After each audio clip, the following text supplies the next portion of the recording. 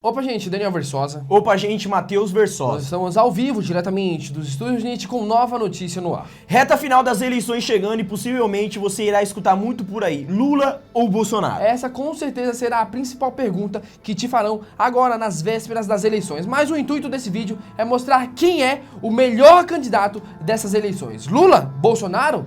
Ciro Gomes?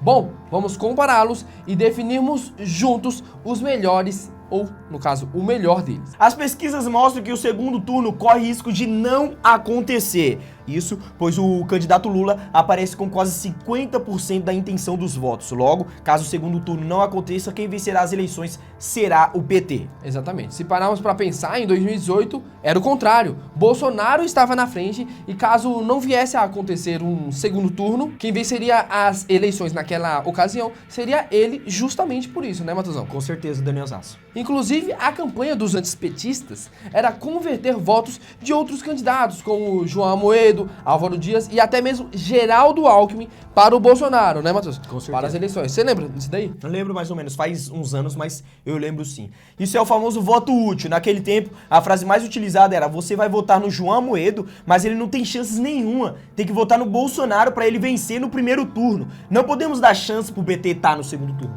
Naquele tempo, boa parte das pesquisas diziam que Bolsonaro perderia para todos os candidatos no segundo turno. O que não aconteceu, todo mundo sabe, né? Mas chegamos aos dias de hoje, Matheusão. Lula está na frente, Bolsonaro está em segundo e os outros candidatos estão a quilômetros de distância deles. Então eu te pergunto, nesse primeiro turno, custa votar na melhor opção? A melhor coisa que aconteceu na vida de Bolsonaro foi a soltura de Lula. Afinal de contas, você que vai votar no Bolsonaro, acha mesmo que ele teria condições de ganhar de outros candidatos? Como, por exemplo, Ciro Gomes ou qualquer que seja o outro? Bolsonaro chama Lula de corrupto, ladrão, ex-presidiário. E isso pega nas pessoas, afinal de contas, ele não está mentindo. Lula é sim um corrupto, um ladrão e principalmente um ex-presidiário. Mas qual seria a estratégia dele contra o Ciro? Qual seria a estratégia dele contra o Felipe Dávila? A verdade é que o voto útil só serve para deixar o país cada vez mais dividido entre os candidatos que estão no topo das pesquisas. Mas desde 2018 eu aprendi uma lição que levarei pro resto da minha vida. Primeiro turno é para se votar na melhor opção que você considera, no candidato que você considera mais competente. Se todos pensassem dessa forma, quem estaria no segundo turno? Lula ou Ciro Gomes? Bolsonaro ou Felipe Dávila? É fato que se a disputa do segundo turno fosse entre Ciro e Felipe Dávila, não estaríamos tão fodidos quanto estamos hoje. Exatamente. Não tem nada melhor do que comparar o histórico de cada candidato e seus respectivos planos de governo. Utilizando essas métricas, você conseguirá chegar no melhor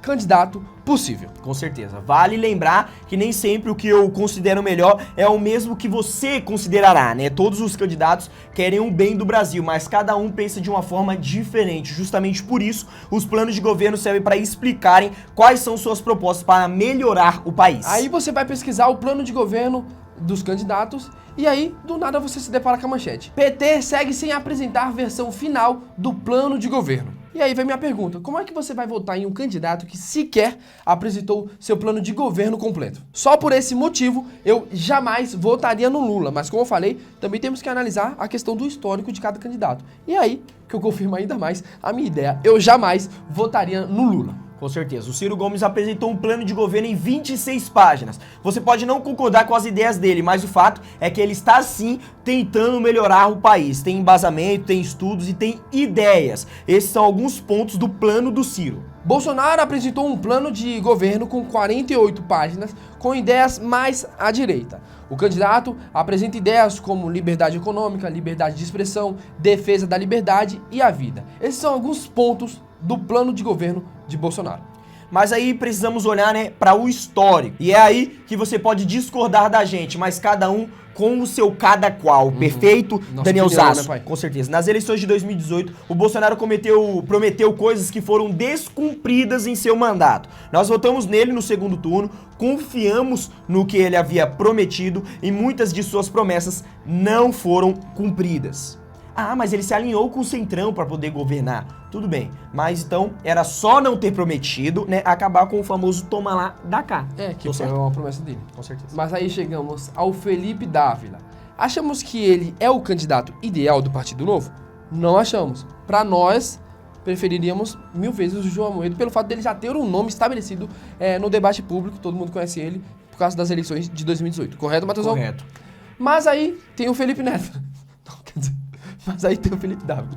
Se não tem tu, vai tu mesmo. vai tu mesmo. Então decidimos olhar as ideias do candidato, reduzir o atraso tecnológico da indústria nacional, reduzir impostos sobre importações, simplificar a tributação e desburocratizar portos e aeroportos, abertura econômica unilateral, reformas trabalhistas e tributária. Enfim, na nossa visão, o melhor candidato para esse primeiro turno se chama Felipe Dávila e seu número é o 30. Deixaremos o plano de governo dele aqui na descrição e nos comentários fixados para você dar uma olhadinha.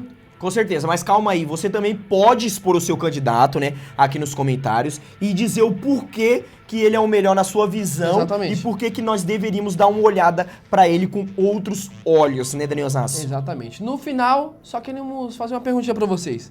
É sério que vocês vão xingar a gente por não estarmos alinhados nem com o Bolsonaro e nem com o Lula?